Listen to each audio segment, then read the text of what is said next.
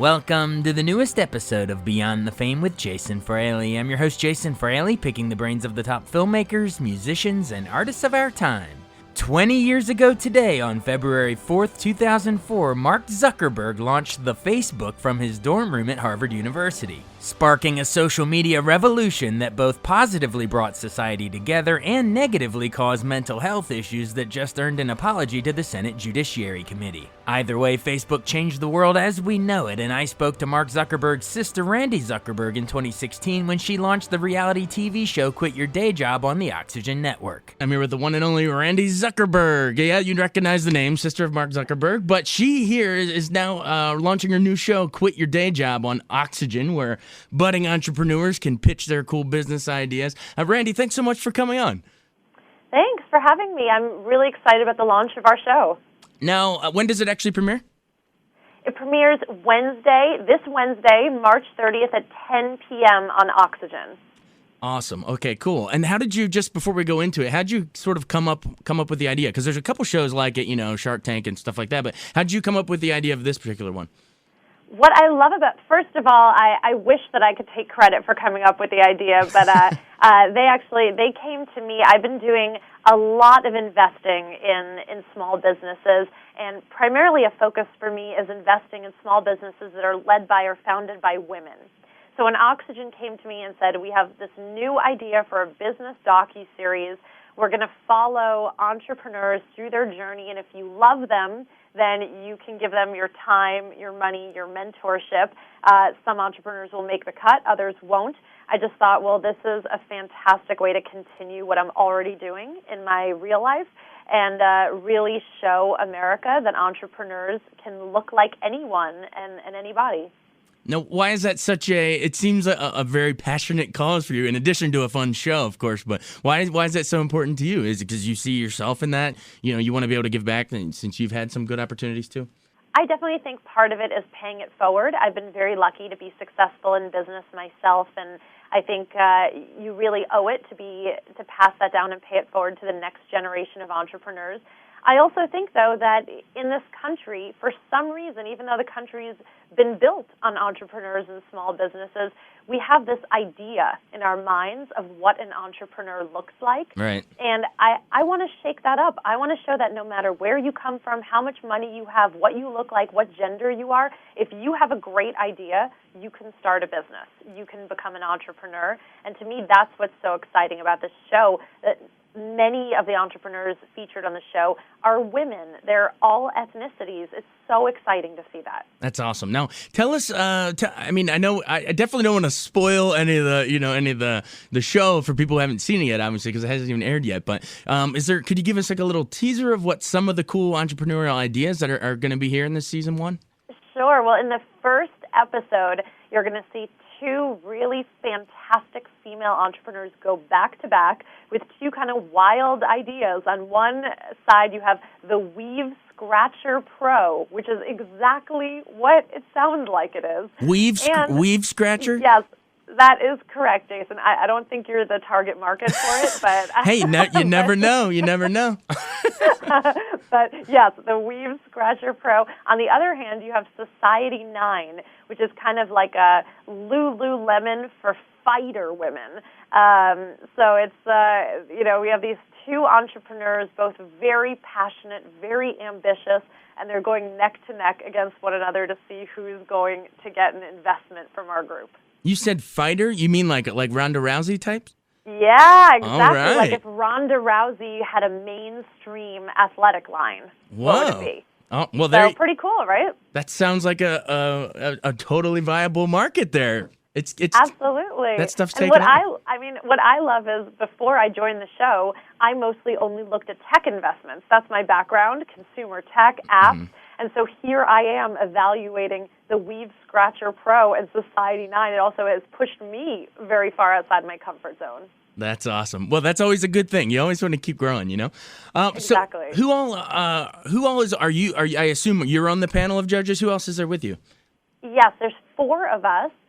We have Ito, who has started many successful consumer products. He has lines in Target and Walmart, beauty products and school supplies. We have Sarah, who's launched, I think, 3 or 4 different schools in Canada, all focused on design and entrepreneurship, and Lauren, who's in real estate and brand marketing. So I feel like we've really covered every base of how we can be helpful to entrepreneurs that we invest in, but entrepreneurs, beware, we need to either all invest or none of us invest. So you need to wow all 4 of us.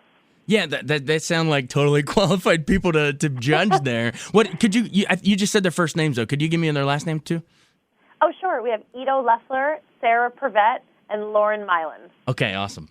Well, and yeah. We're a very strong-willed group of people. So I have to say it's not easy to get all of us to agree on an investment. Now, if someone comes in, let's say they see, I mean, obviously I'm sure you've taped, a few episodes or maybe the whole season already. Yeah, we taped all 8 episodes. So okay. I'm sitting on a lot of knowledge about who we've invested in and who we haven't. Mwahaha. Mwahaha. That's awesome. But okay, let's say someone watches season 1 on Oxygen and they say, you know what, I want to quit my day job. I have a good idea.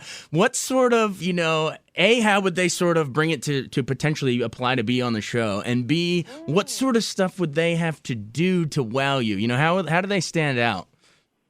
Well, first of all, I mean, that's why I think what makes this show so different than other shows. Other shows that you might see, you get that 30-second elevator pitch, and that's it. That's all you get. But we really take the opportunity to get to know the entrepreneurs. We see where they work. We meet their families. We get to know them because I believe if you're investing in an entrepreneur, you want to be in business with them for a long time, and it takes more than just a 30-second elevator pitch to get to know that person. So if you want to get my investment on this show, you're going to need to both wow me about your idea, but also wow me as a person. Well, I mean, what if their tech idea is an elevator? Then it would be an elevator pitch. But other than that... That's exactly true. Yeah. If you're going to pitch me on an awesome new kind of elevator, then I guess technically it's an elevator pitch. It gets you to the floor you want in 30 seconds, so you got to make the 30-second elevator pitch. All right. All right. But let's say, all right, so obviously like a show, everyone knows like a Shark Tank. So let's say they're a fan of that show. How might this one sort of be a little different than that one and have something new to offer? I think this show will teach you a lot more about the actual journey of being an entrepreneur because not only do you see that elevator pitch and that moment of kind of talking about your business to the investors, but you also see the entire journey. We get to talk to people. We see where they work. We see how they started their idea. We see the entire process, and then we also throw the entrepreneurs a challenge. We throw them a challenge that they're not expecting to see how they're going to be able to react to it. Do they rise to meet and exceed that challenge? And I think viewers out there are going to learn a lot about what it really takes to be a successful business owner. Well, it sounds like a really fun show. Is it produced by your own production company? Is it, because I know you're founder of Zuckerberg Media? Is it under that umbrella? This one is produced by Original Productions. Okay. And I've been so excited and fortunate to be a part of it. Definitely hope you were asking before how people can get their show on, can get their idea on the show. Mm-hmm. I think number one is tune in on Wednesday because if everyone tunes in, then we're definitely going to get a second season, and then you guys can pitch all of your awesome ideas on the show. So I think that's the number one thing that you can do. Awesome. Have you has your famous bro given his blessing on this? Have you talked about it over behind the scenes? Like, hey, I'm excited to do this. Any advice? This one is squarely a Randi Zuckerberg production. All right. Well, that's awesome. That's awesome. Well, best of luck. Best of luck with it. It's I love shows like this, so I can't wait to check it out. So remind me the details again before we go, when it airs and when we can watch it. Quit Your Day Job premieres this Wednesday, March 30th, 10 p.m. on Oxygen. Awesome. Randi, thanks so much. This has been a blast.